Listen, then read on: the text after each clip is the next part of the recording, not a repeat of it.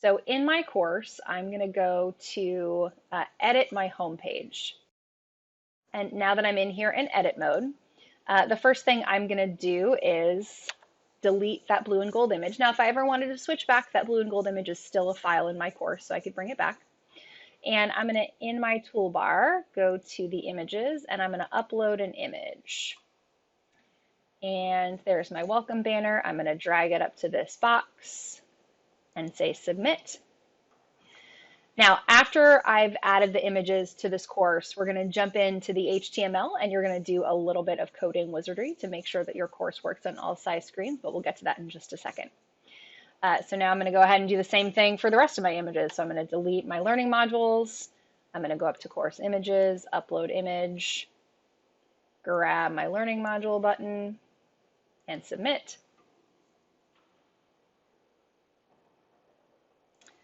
And just repeat until I've replaced all of the images in my course.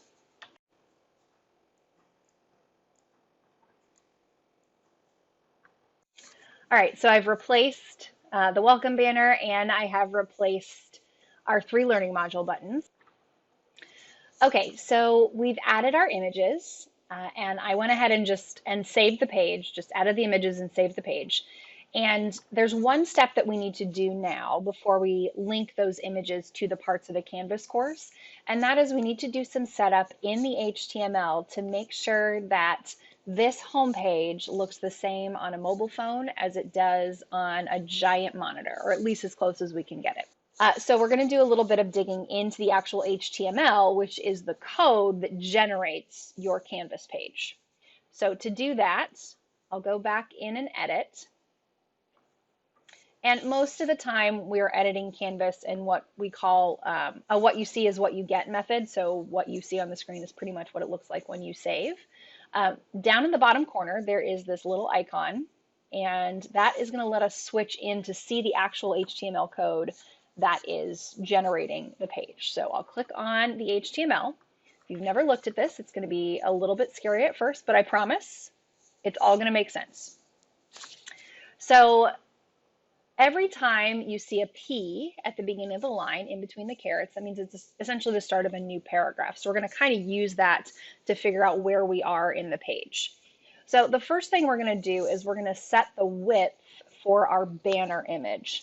I want that to always be 100%. So no matter how wide or narrow the page is, that I want that image to shrink and grow depending on the width of the page, of the screen that the person is looking at it on. So what we're going to do is right after, so in this bit of code, so the IMG is the start of the code that tells me it's an image. So IMG for image, SRC for source.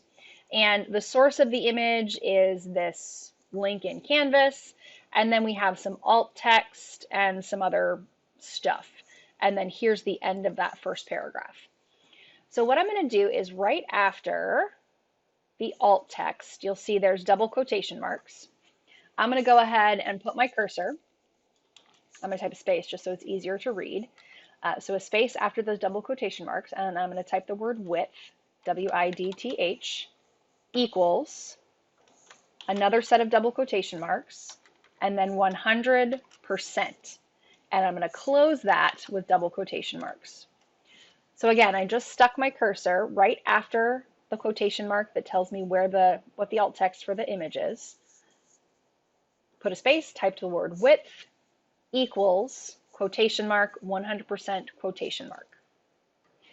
And I'm going to go ahead and switch back to the rich content editor so we can see what that looks like in real time. Again, it shouldn't look any different because we were already pretty close to 100%. But if I go ahead and save this page and make my screen small, now you can see that that welcome banner shrinks. Now what doesn't shrink, unfortunately, are my buttons. So you can see down here, my buttons are giant and I can't see all 3. So we're going to do the same thing to those buttons. We're going to make them shrink and grow depending on the size of our screen.